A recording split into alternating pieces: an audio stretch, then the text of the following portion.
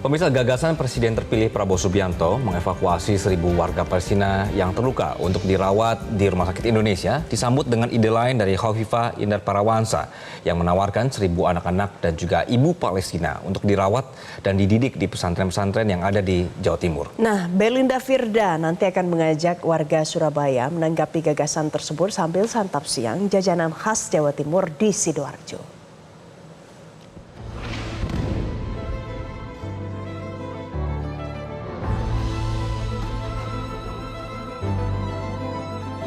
Operasi militer di jalur Gaza yang sudah memasuki bulan ke-9 menewaskan 37.000 lebih warga Palestina dan melukai 80.000 lebih lainnya.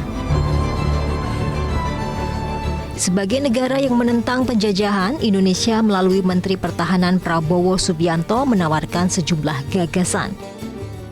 Dalam Shangri-La Dialogue di Singapura 1 Juni lalu, Presiden terpilih menyampaikan Indonesia akan mengevakuasi 1.000 pengungsi Palestina yang terluka ke Rumah Sakit Indonesia dan akan mengirimkan pasukan perdamaian. Prabowo juga menyampaikan rencana Indonesia terhadap Palestina saat mewakili Indonesia dalam KTT Gaza di Yordania 11 Juni. Sembari menunggu langkah pemerintah, muncul ide dari Surabaya. Khofifah Indar Parawansa yang resmi didukung Gerindra menjadi kandidat Gubernur Jawa Timur ini menawarkan evakuasi 1.000 anak Palestina untuk dididik di pesantren di Jawa Timur. Jawa Timur adalah rumah dari ribuan pesantren yang disebut oleh Ketua PP Muslimat NU siap menampung 1.000 warga Palestina untuk mengenyam pendidikan di Indonesia. Bagaimana tanggapan warga Jawa Timur? Selengkapnya kita akan membahas bersama saya Belinda Firda di Santap Siang sembari mencicipi jajanan khas Sidoarjo di Soliwa Cafe.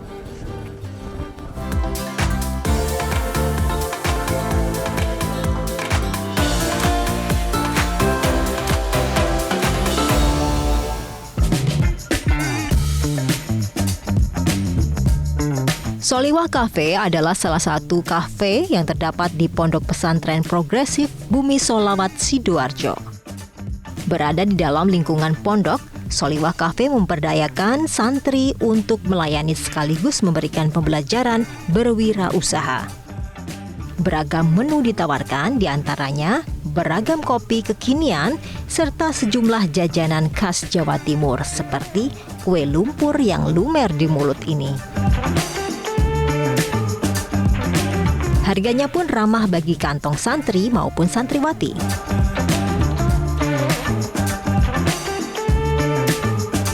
Nah, saat ini saya sudah bersama dengan beberapa warga yang memang hadir di pengajian Senin yang rutin dilaksanakan di Pondok Pesantren Bumi Sholawat. Ada Mbak Indah, ada Mbak Kila dan juga Mas Zidnal. Kita kali ini akan berdiskusi terkait wacana dari Presiden terpilih Prabowo Subianto yang gayung bersambut begitu ya, disambut oleh bakal calon Gubernur Jawa Timur yaitu Khofifah Indar Parawansa, di mana akan membawa 1.000 warga Palestina yang emang menjadi korban dari Israel. Kita coba tanya tanggapannya terlebih dahulu dari Mbak Indah dulu. Sebenarnya awalnya memang kalau kita lihat anak-anak yang di Palestina kan ya tragis iba gitu ya. Jadi kita sesama muslim memang wajib untuk menolong sih. Tapi memang kalau dilihat lagi ketika anak-anak itu dibawa ke sini, harusnya memang ada perhatian khusus dari pemerintah bagaimana nantinya ke depannya ini biar nggak tinggal ditaruh di pesantren tapi nggak ada berlanjutannya. Kalau dari Mbak Kila gimana?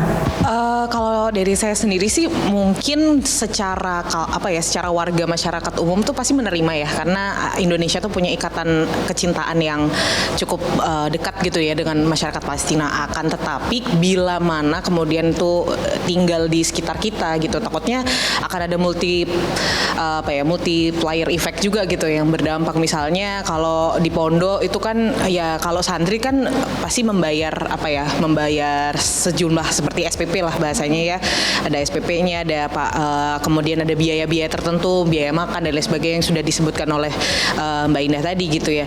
Nah tapi kalau mereka bagaimana, nanti siapa yang menanggung? Oke, berarti memang harus dikaji lebih lanjut dari segi ekonomi ya kalau dari Mbak Kila. Kalau dari Mas Zidnal gimana?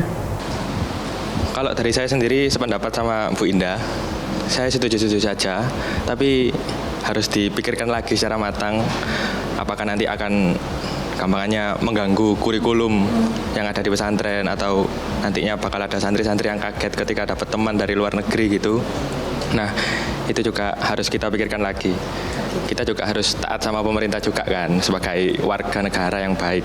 Nah, kalau kita lanjutkan, karena memang ini masih menjadi wacana dan otomatis masih perlu pengkajian lebih lanjut begitu ya. Kalau dari Mbak Indah sendiri, kira-kira pemerintah harus mengambil langkah seperti apa ketika wacana ini akan dilaksanakan?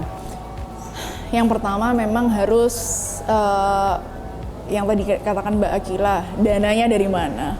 Sampai kemarin sempat baca ya beberapa, apakah yang bahas ini, oh jangan-jangan nanti malah masyarakat yang bayarin ini, bayarin itu dengan kita ditarik apalah, itu tadi kemarin yang ada subsidi ada sembako. Nah, padahal kan masyarakat kita sendiri juga susah terkait juga beras naik dan sebagainya, itu yang harus dipikirkan. Terima kasih Mbak Kila, Mas Zinal, Mbak Indah juga terima kasih. Nah, harapannya semoga wacana ini bisa dikaji lebih dalam lagi oleh pemerintah sehingga memberikan manfaat bagi niat baiknya untuk membawa warga Palestina di Indonesia, namun tidak merugikan masyarakat Indonesia itu sendiri.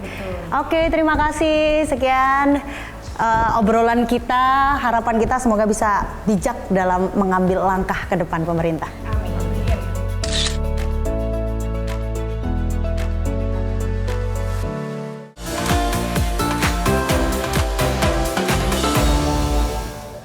Pemirsa, terima kasih telah menyaksikan Metro Siang. Untuk edisi kali ini saya Anggi Asibuan. Dan saya Valencia Melvinsi, mewakili kerabat kerja yang bertugas. Berterima kasih atas perhatian Anda. Terima kasih dan sampai jumpa. So I was telling the audience that you sort of came up with the idea to do this song, you guys, and we rehearsed it, and I had to. Thank you, of course. Where did you get that pink microphone from? Do you want to try this one? It has to match the outfit, I guess. Jelajahi cara baru mendapatkan informasi. Download Metro TV Extend sekarang.